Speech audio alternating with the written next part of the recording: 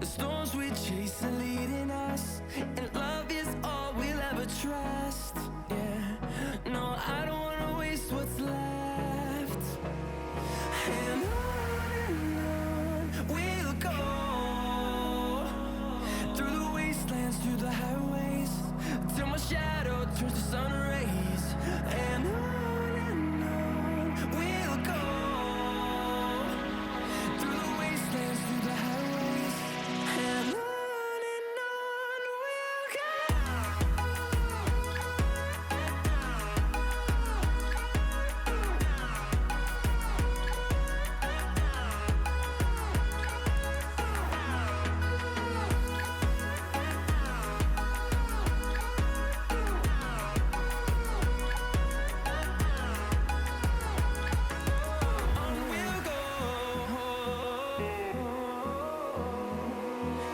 Finding life along the way, melodies we haven't played.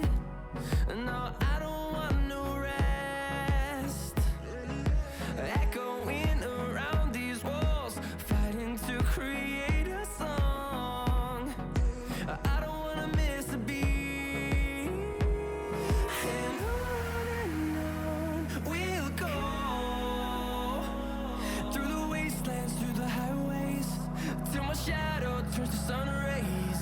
And on we'll go, through the wastelands, through the highways, and on we'll go.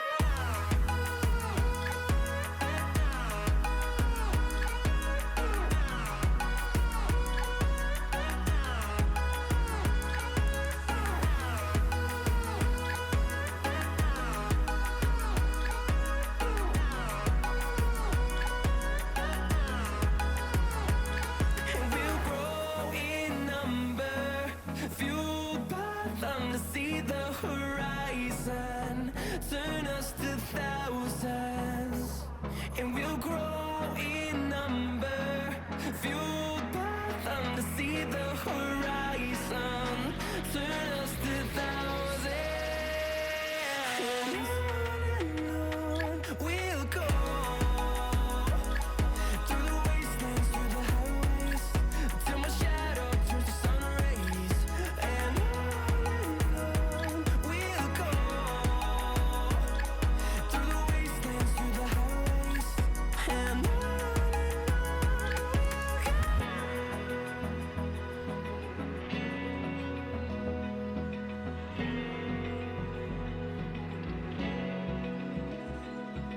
Open eye, feel the waves cut through me, hypnotized by the sounds I'm breathing in. Hold tight, chemicals collide.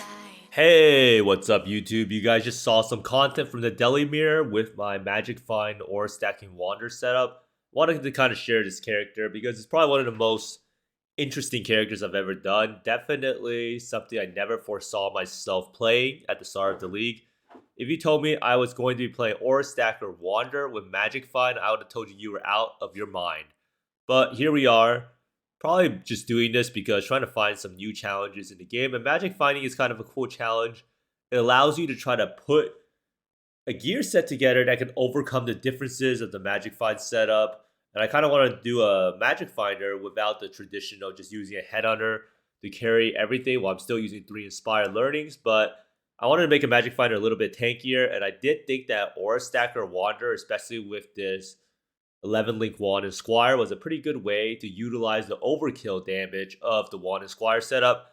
Now, fair warning, most people will not be able to copy this setup. The Wand is extremely expensive. I don't even want to say the price. But just know there's a very expensive mirror fee attached to it. But this is me. I'm using a microscope and I found some exalts. And in this video, I'm going to go over some of the most common type of Magic Finders and what the whole core concept of Magic Finding revolves around. So let's get started.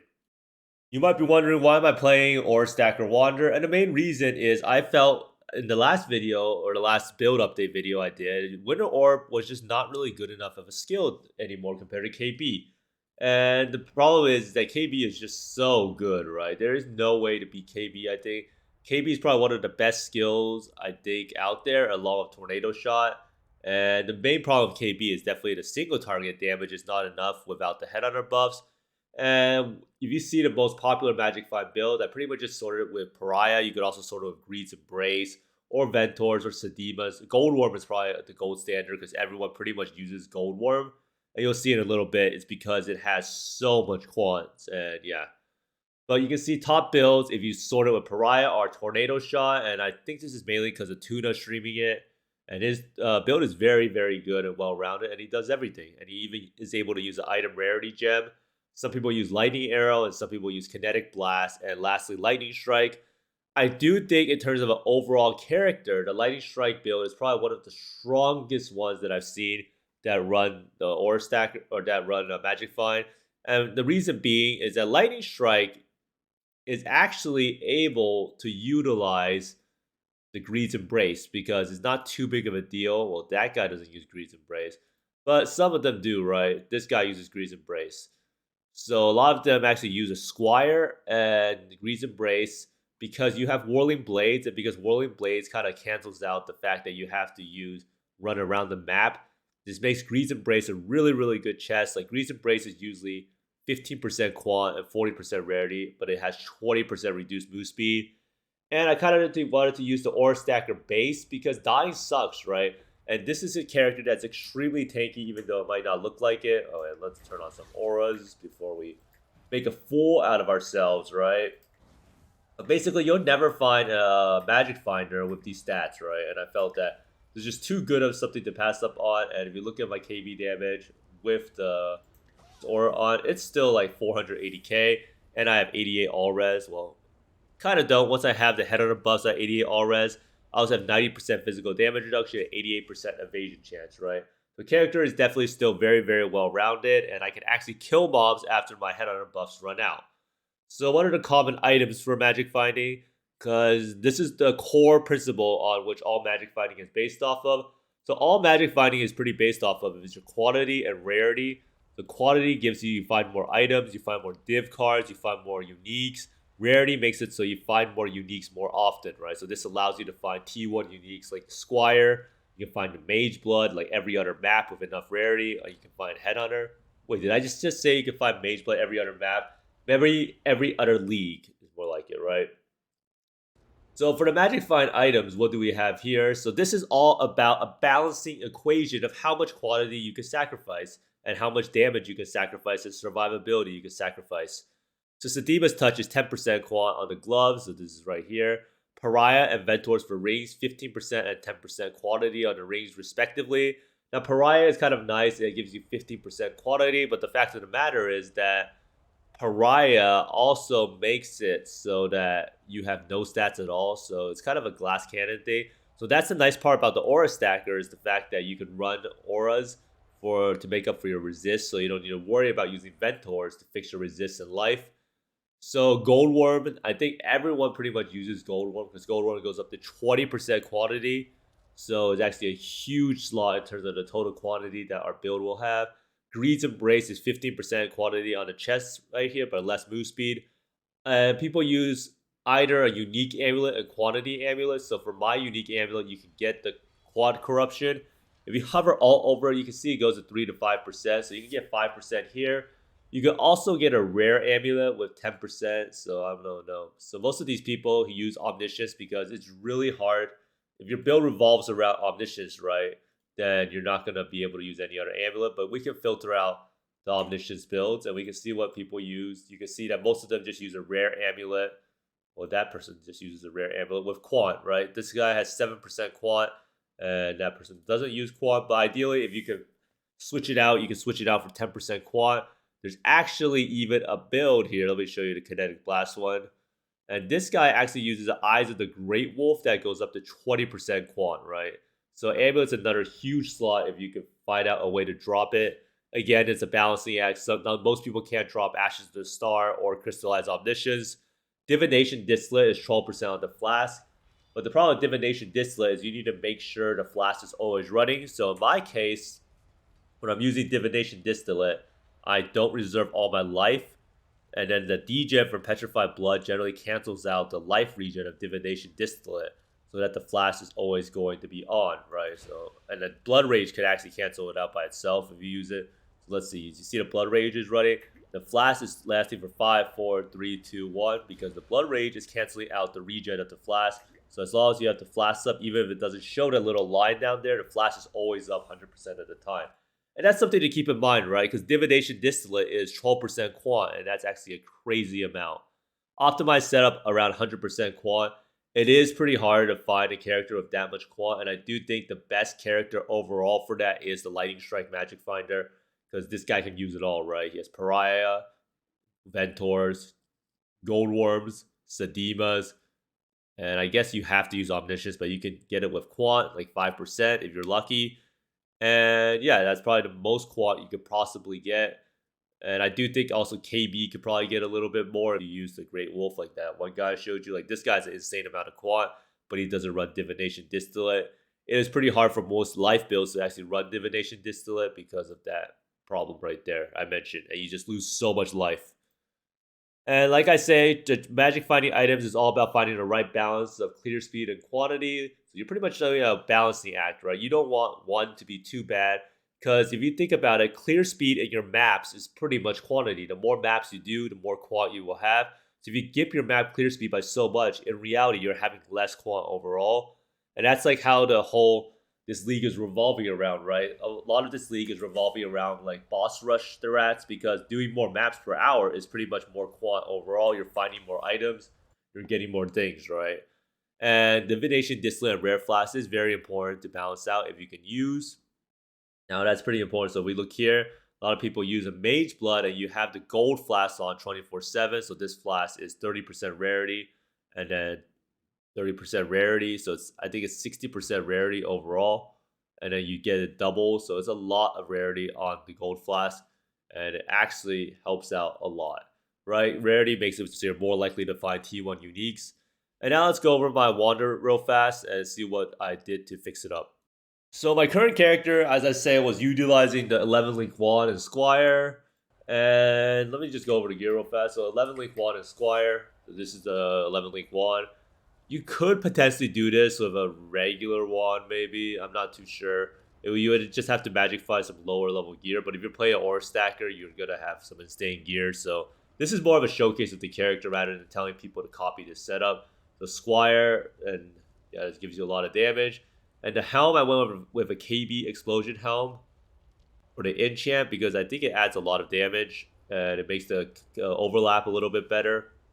Now, this helm, I crafted with fossils, and you do get the reservation efficiency of skills, and I somehow hit double rarity, and I crafted on the rarity of items dropped by slain enemies. And then I went to get an Aug life, and I hit hybrid life 23 life, right? So very, very sad indeed. Helmet is actually an insane. I did calculate the essences it would take, and it said 13,000 essences to get T1 rarity with the reservation, or 1,300 essences, not 13,000. So I have my Ashes of the Star for the old Winter Orb character, still with 3% quant, nothing too crazy. Pariah, 15% quant there, another Pariah, so 30% quant in my rings, and then 50% quant with this, and then 53 with the amulet. And Mage Blood, there's no quant corrupt Mage Blood, right? And I actually do need the strength for this. And then the gloves is kind of a balancing act right now, because I actually believe with Sedimas, I would lose more than I would gain, because this gives me the pro lift for Herald of Ice, and it also gives me crit chance on a Herald of Ice, and I'm not too sure, and it does drop my survivability a lot to not use these gloves, and I feel like I would lose more than the 10% quant I'm gaining. I'm not 100% sure, but I do not like how much survivability I lose, and if I take off these gloves currently, my resists go to the shitter, right? So big issue. So that's why I'm currently running this setup. I'm not running a gold flask at the moment. I kind of have some resist issues. Now, the life regen feels super nice, because I am Petrified Blood with like 1,200 life. So that's why I didn't opt. I could technically use a rarity roll on this, and I would sacrifice not like 6% life regen for around like 60% rarity, which I'm not too sure if I want to do that. So this is just like a Bismuth Flask of attack speed. I could definitely sacrifice the attack speed for rarity here. And then I'm using a Diamond Flask, so reduce mana cost of skills. And then lastly, a Quicksilver Flask of Elemental Resist. So you can see here, Mage Blood is pretty important for fixing all my resist. If I take off these two, I have negative 62, negative 60 res. Like I said, and by tree, I changed it up a little bit because we're Petrified Blood and we're trying to get our Divination Distillate to roll the whole time. I'm using Feed to Fury, Martial Prowess on 3 large clusters. So no real voices or super expensive jewel. These jewels cost like 2 to 3x each. And I'm only using 3 of these introspection clusters that you could theoretically drop them out for 25% introspection to make it a lot cheaper. And these do have chaos res on them so that I can, what's it called? So I have enough chaos res. So with the Amethyst Flask, I actually have capped chaos res because I played with like 30% and I was just dying too much with this amount of life. But you can see here, level 99 character, right? Doing Delimir, getting 300 splitters, and still having around like a lot of XP. And planning to reach 100 on this build. So for the ascendancies, I'm running Berserker for the Rage. And it actually helps you because you can't be stunned, which is actually a huge deal for how squishy our character is. And then Deadeye matters because we get an additional projectile. And Tailwind. Tailwind's important because we are using Gold Worms. And then for the other ascendancy I'm picking up, I'm using Champion to get the Intimidate, to get some more aura effects. So it's a pretty good note overall, right? And it makes us a little bit tankier. Defensive stats, like I said, character is relatively tanky for a Magic Finder, but gear is extremely, extremely expensive. But that's just my basic setup. I'm not running Awakened GMP in this leagues purely because I'm using Divergent KB with Awakened Fork. So if you don't know what Divergent KB does, it gives you increased area of effect after forking. If you look at that, it gains 75% increased area after forking because of Ashes of the Star. So that's how we get the juicy clear, right? But that's just basically the character. So what are my thoughts on MF for someone who hasn't really played it before in the past? I think playing MF is pretty rewarding. It's pretty fun. It kind of gives you a little bit of artificial difficulty if you're trying to use a Magic Find character to do the hardest content. Because in the end, you're trying to find this balance between what's the hardest content you can do, what's the most quantity you can have, and rarity you can have without sacrificing too much, right? But most important thing is Magic Finding. I do think that's a big issue is make sure not to sacrifice too much clear speed and move speed.